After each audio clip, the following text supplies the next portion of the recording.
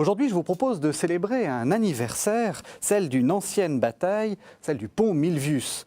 Traditionnellement, vous le savez, c'est par cette victoire de l'empereur Constantin sur son rival Maxence que l'on date le début de la christianisation officielle de l'Empire romain. Alors, qu'en est-il vraiment? Quelle est la part de légende et quelle est la part de réalité de cet empereur mythique qui est devenu Constantin? Pour nous en parler, un invité, Pierre Maraval, bonjour. Bonjour.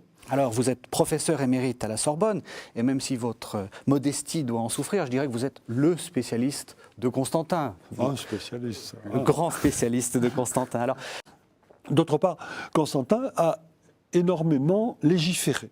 Beaucoup de lois nous sont parvenues de lui, quelques-unes marquées par le christianisme, pas toutes, mais enfin quelques-unes. On peut en citer une importante, puisque c'est Constantin qui a décidé que le dimanche serait un jour férié. Alors, le dimanche, jour férié, il faut bien dire d'ailleurs que dans sa loi, il ne l'appelle pas encore le dimanche ou le jour du Seigneur, il l'appelle le jour du soleil. Il ne faut jamais oublier évidemment que Constantin, avant de se convertir au Dieu chrétien, a été un adepte du culte solaire, mais qui était un culte monothéisant. Le soleil, évidemment, ici, représentait le Dieu suprême.